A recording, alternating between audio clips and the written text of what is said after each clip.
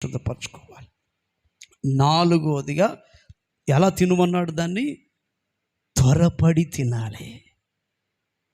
త్వరగా అంటే త్వరపడి ఎందుకు తినమన్నాడు అంటే దాని అర్థం ఏంటంటే ఆ మాటకు పస్కాను శుద్ధ మనసుతో తినాలి, ఒక దర్శనము కలిగి తినాలి. అంటే త్వరపడి ఎందుకు తినమన్నానంటే తినే ప్రతివాడు కానానులో చేరాలన్న ధ్యాసతో తినాలి. ఎందుకు తినమన్నాడండి? కానానులో చేరాలన్న ధ్యాస. కానీ ఈ ప్రజలకు ఆ ధ్యాస లేదు. ఇది దేవుడు నియమించిన నిత్యమైన కట్టడ. మీరు చూడండి, ఆ మాట త్వరపడి తినమన్నాడు. చాలామంది బల్ల విషయంలో నిర్లక్ష్యం. బల్ల తీసుకునేటప్పుడు బల్లలో మోకరించండి భక్తులారా అంటే అందరూ శుద్ధీకరణకు వచ్చిన వాళ్ళు బల్ల తీసుకుని అందరూ మోకరి. కొంతమంది మా మనసు కరెక్ట్గా లేదు, మేము దేవునికి కరెక్ట్గా లేమని తమంతట తామే బల్లకు దూరం అయిపోతుంది. కానీ దేవుడు అంటున్నాడు, నువ్వు త్వరపడి తినాలి, బల్ల నిర్లక్ష్యం చేయొద్దు. ఆనాడు దేవుడే త్వరపడి ఇశ్రాయేలు ప్రజలను తినమన్నాడు. ఇది పస్కా బలి, ఇశ్రాయేలు ప్రజలనే తినమన్నాడు. వాళ్ళు నిర్లక్ష్యం చేశారు కనుక వాళ్ళు అందుకే ఐగుప్తులో ఆశలు వాళ్ళలో చావలేదు కనుక వాళ్ళు అరణ్యములో చనిపోయారా.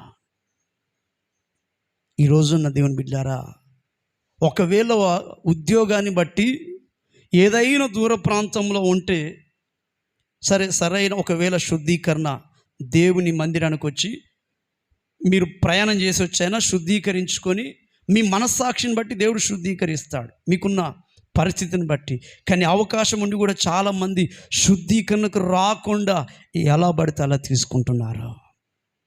దేవుడు అన్నాడు, మీ నడుమనే మనసు కట్టబడిందా? చెప్పులు తొడుక్కొని ఉన్నారా? మీ కర్ర చేత పట్టుకున్నారా? త్వరపడి తింటున్నారా? ఇలాగున దేవుడు చేయమన్నాడు. నడుమనే మనసు కట్టుకొని, రెండవదిగా నడుమనే మనసు కట్టబడాలి, రెండవదిగా సమాధానం చెప్పులు తొడుకునుట, మూడవదిగా చెప్పండి కర్రలు చేత పట్టుకునుట అనగా పరిశుద్ధ జీవితం, వాగ్దానము నమ్మి బయలుదేరాలి, ఐదవదిగా త్వరపడి తినాలి. ఇది దేవుడు నియమించిన చట్టం అండి. చూడండి, మీరు ఇంకా 12వ వచనం చూడండి, లేదా 11 నుంచి కంటిన్యూగా చదవండి ఒకసారి.